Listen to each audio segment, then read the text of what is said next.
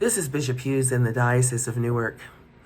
I have been listening to people talk about the level of fear and worry they have about things happening in the United States, but also things happening across the world. And primarily that worry is driven from a sense of kind of not knowing how to face the challenge that's in front of us right now, all the while worried even more about the challenge that will arrive tomorrow that we don't even know about yet. And for some people underneath that is a real sense of danger, a loss of personal safety. All of this has been difficult. I'm aware too, though, as those conversations about worry happen amongst Episcopalians, that there's a overriding worry that Episcopalians have when we get together, and that is about the decline of the church.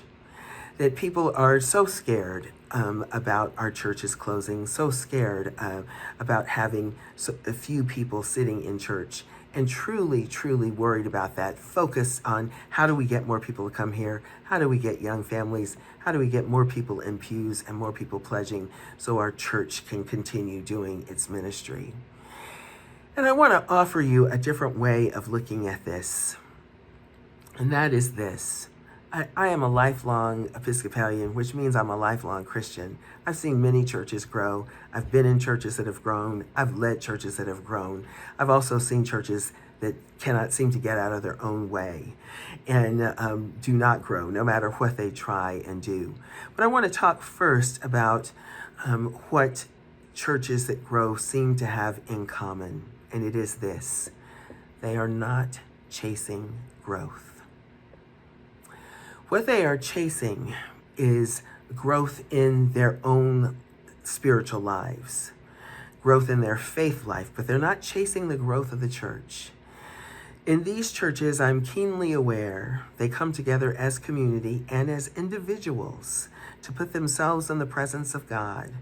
And sometimes that means worship together. Sometimes that means quiet prayer on their own or praying with a small group of people. But these are people who put themselves in the presence of God.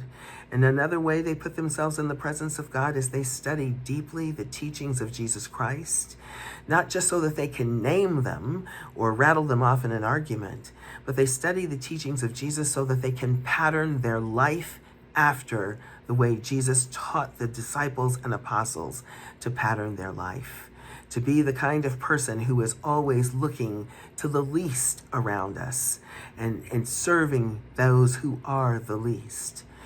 I've also noticed that in these churches, these two things, regularly putting themselves in the presence of God and working to learn about Jesus and about his ministry, leads to an awareness, an ability to see, hear, and know the wisdom that comes from the Holy Spirit.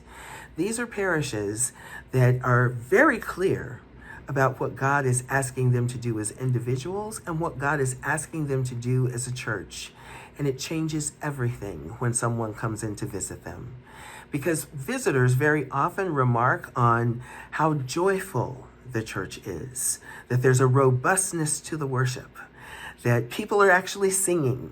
They're not just holding the hymnal and allowing someone else to do the singing, that they are singing, that they're offering their own voice, that the prayers are energetic, and the individual prayers and biddings that come after are often very touching. That these are people who will pray with you, who will ask how you are and will lay a hand on you and say a prayer for you, and then check on you the next week to see how you're doing.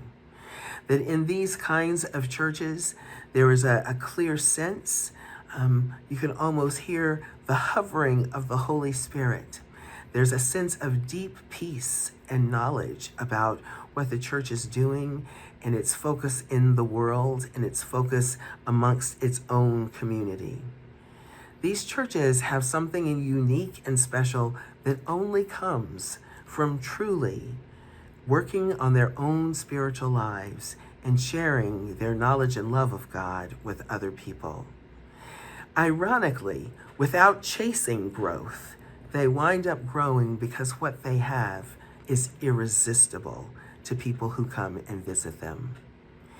I want to offer this to you in the the last few weeks and days of Lent as we head into Holy Week and Easter. And because we know we will have people visiting during those times, people do head back to church, especially in Holy Week and Easter. I want to invite you to do all that you can to put yourself in the presence of God.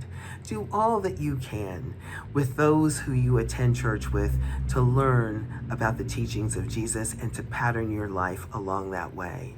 I want to invite you as you sit in church with the beloved members of your community to be listening to the way the Holy Spirit is moving.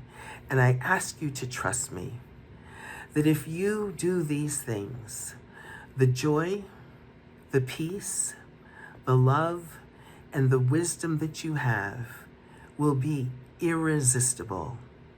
It may grow your church, but it most definitely will bring healing and transformation to the people who surround our churches and who desperately want to know that they are loved by somebody.